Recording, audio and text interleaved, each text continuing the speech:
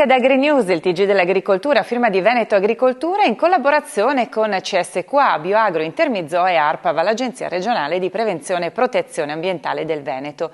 In apertura ancora una volta vi dobbiamo parlare dei danni provocati all'agricoltura da quella che è la guerra in Ucraina. Se secondo un'analisi condotta da Veneto Agricoltura le ridotte dimensioni dell'import-export agroalimentare italiano e Veneto con Russia e Ucraina non creano grandi problemi per la carenza di prodotto, non è lo stesso per i prezzi. Quello del mais è infatti già cresciuto del 40%, quello del frumento tenero del 24%, quello del sorgo del 24,6% e quello della soia del 17%.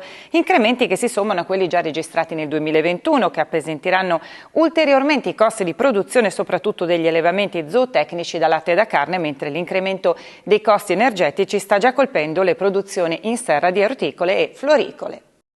Come possiamo proteggere la coltura, l'ambiente e la fauna dai danni che gli uccelli provocano alla coltivazione del mais? Rispondiamo a questa domanda nel prossimo servizio.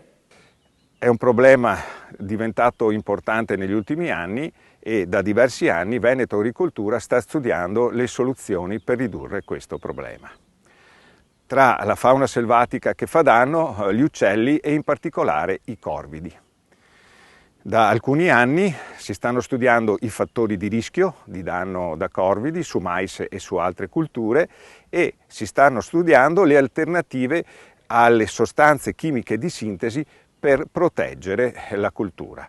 Vedete come questa parcella sia stata già oggetto di danno da parte dei corvidi, vedete le buchette fatte dagli uccelli e questo consentirà poi, valutando tutte le parcelle, di capire quali sono le sostanze repellenti alternative che più proteggono la cultura e quindi più ci garantiscono la produzione. Il presidente della Regione Veneto Luca Zaia ha lanciato ufficialmente da Verona ad Alvinitani il cammino della candidatura a patrimonio immateriale UNESCO della tecnica di appassimento delle uve della Valpolicella. Si tratta di una grande opportunità in chiave di sviluppo della denominazione del territorio, volano per le economie locali e di valorizzazione della tradizionale, inconfondibile e inimitabile tecnica di lavorazione. In tutti questi anni non è mai stata riconosciuta una tecnica di vinificazione, per questo è una sfida, ma questo dossier rappresenta quello che l'UNESCO richiede. Queste le parole del presidente Zaia. La Giunta regionale ha approvato il bando 2022-2023 del Programma nazionale di sostegno vitivinicolo per la ristrutturazione e riconversione dei vigneti. Le domande di contributo possono essere presentate dalle imprese agricole del settore vitivinicolo. I beneficiari devono fare riferimento al preziario regionale del settore per la predisposizione dei progetti finanziabili nell'ambito del Programma nazionale di sostegno 2019-2023. Le domande possono essere presentate ad Avepa dal giorno successivo alla pubblicazione nel bando del bollettino ufficiale della Regione del Veneto fino a venerdì 29 aprile 2022. Per le procedure per la presentazione della domanda di aiuto e per la gestione del procedimento è possibile consultare il link www.avepa.it/prrv. Ed ora come sempre spazio al nostro agrometeo a cura di ARPAV, l'Agenzia regionale di prevenzione e protezione ambientale del Veneto.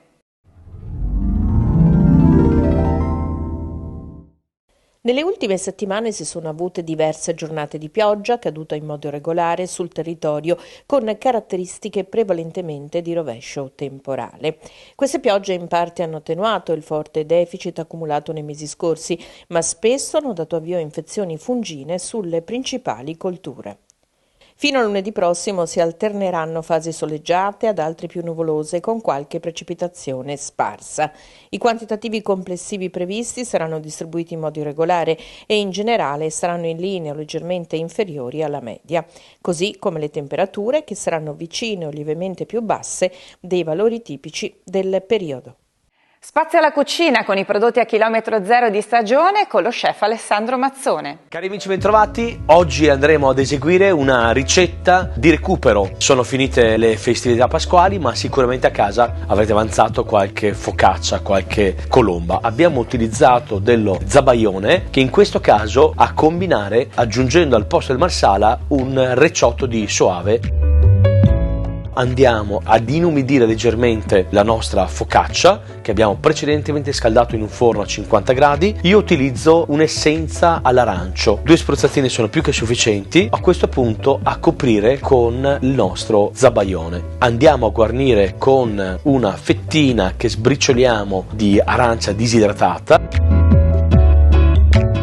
Ad abbinare a questo piatto, questa volta una bollicina. In questo caso abbiamo utilizzato un recioto di soave spumantizzato, un vino sicuramente dolce ma con un pizzico di sapidità dato dalle terre di origine sempre vulcaniche.